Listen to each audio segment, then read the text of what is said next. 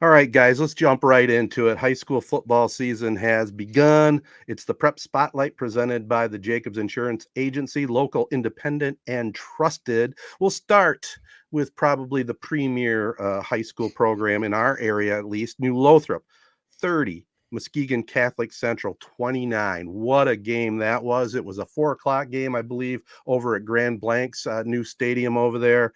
Kevin Unangst had 4 touchdowns and the game-winning 2-point run with just about a minute to go. I don't know if you saw any of the clips or the highlights, but Clint Galvis, he's a young coach, but he was gallivanting all over the field with that win. I don't blame him. That's exciting W.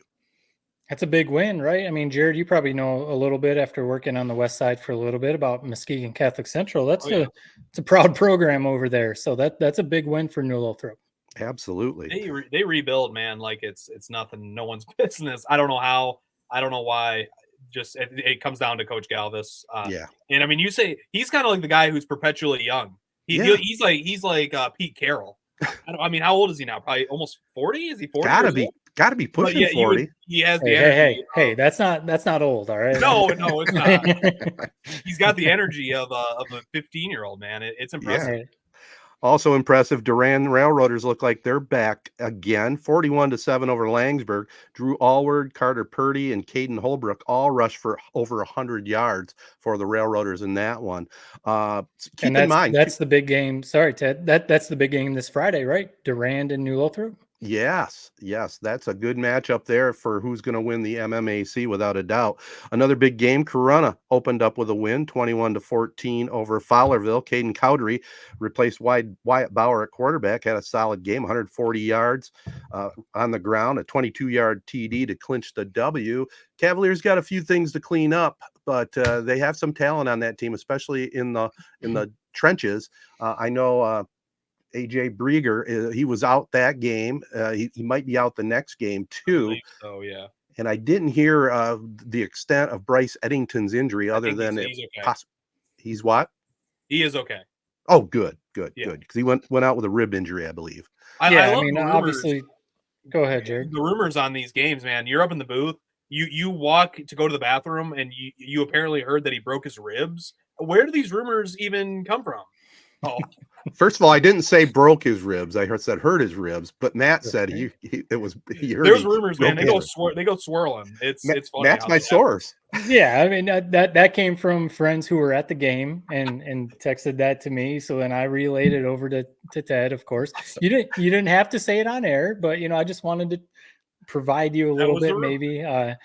But no, I mean your guys' call, of course, on the Castle. We shared it on our podcast page and all of our social medias. Obviously, you guys did an awesome job calling that game. Well, thank you. But yeah, we knew. I mean, that Corunna has a lot coming back, especially after talking to Coach Herrick last week in the Prep Pigskin Preview.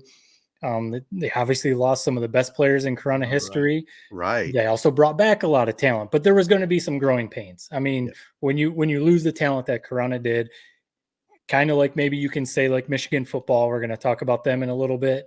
It's not there's going to be some bumps, especially for a game or two. So I feel like that Fowlerville game was a good test. Fowlerville is a good team, a strong program. They're always, solid. Fowlerville is always like a solid team. Yep. So that's a good game. Get out there.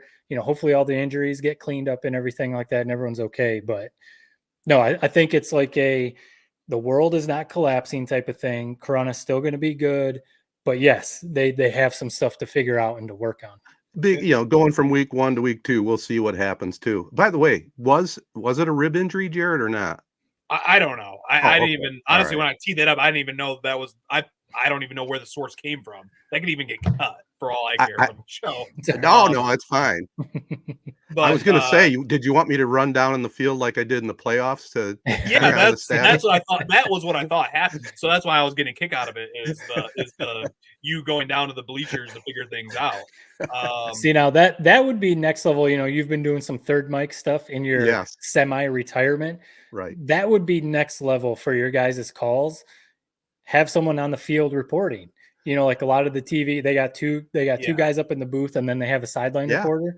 Put Bart down on the sidelines, chasing around all the stories on the Matt, sidelines. Matt, we tried that. That was We when did. the 1 year I did it, we tried it. I was down there. The system to do it was I would basically have to call the studio. Then the studio would have to patch me into Ted in the press box with Right. Bart. It was cool in theory, but I remember doing it for the very first game. I think I maybe got on air like 3 times for a total of 30 seconds. And I was like, hey, I like doing this, but I'm not gonna come do this every Friday night. And like basically, I might as well not even be here. It's cool. Right. It was very cool in theory, and Right. it did for some of the things you're talking about, how Right. it could be an addition to the show. But the technology just wasn't there to make it seamless.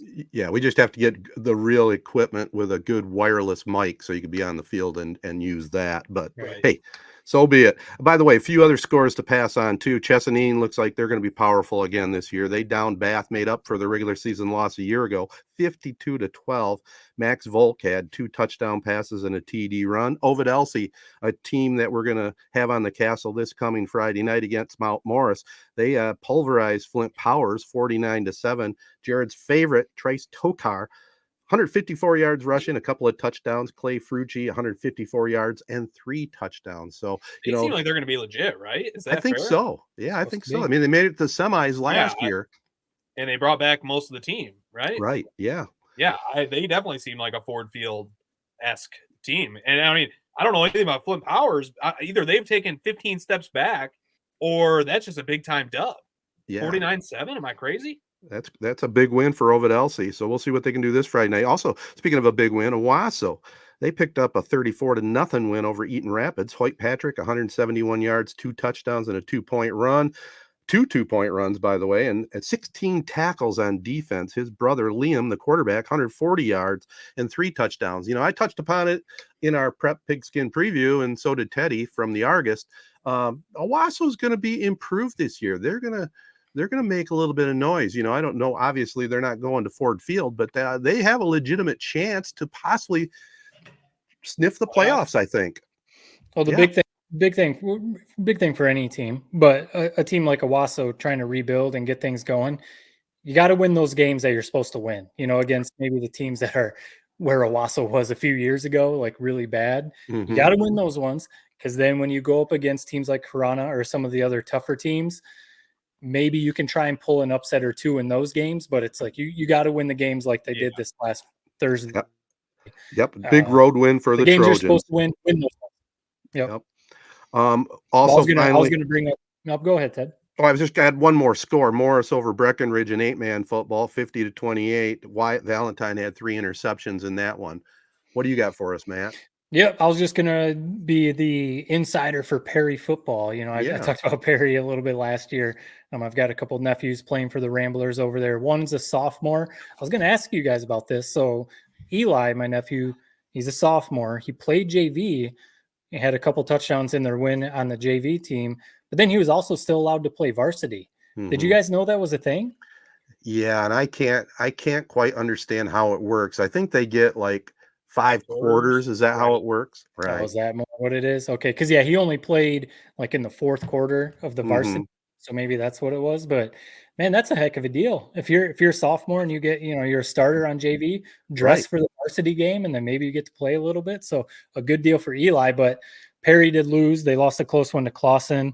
But my nephew Brady, who's in his senior year, had 14 tackles on defense. From what, linebacker or safety or where? More like a Viper, like a Jabril Peppers Viper type of position. But yeah, 14 tackles is pretty good. So hopefully Perry, they went to the playoffs last year. Hopefully they can turn things around. They play Lanesburg this week. So kind of, that's almost like Corona Owasso. Perry Lanesburg is kind of close town rivalry like that.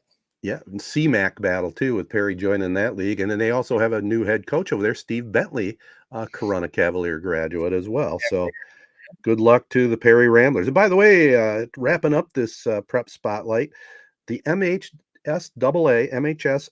celebrating 100 years this year. How about that? They've been around a century. So they'll be having a lot of stuff out there posted on highlight games and whatnot. This has been the Prep Spotlight presented by the Jacobs Insurance Agency. So check in with us next week to see what's going on in high school sports. We'll try to mix in some of the other sports other than football, but we're football heavy tonight. And we'll be right back to talk some college football and some pro football right after this. Jacobs Insurance Agency has served Shiawassee County and the surrounding areas since 1977.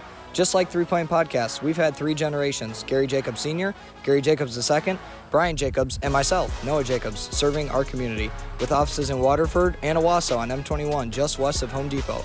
Stop in or go online to jacobsinsurance.com to get a quote or get your questions answered by our team. Jacobs Insurance is a proud supporter of our local schools and the proud sponsor of the Prep Spotlight. Insure everything, local, independent, and trusted. It's our family working together to protect yours. That's the Jacobs way.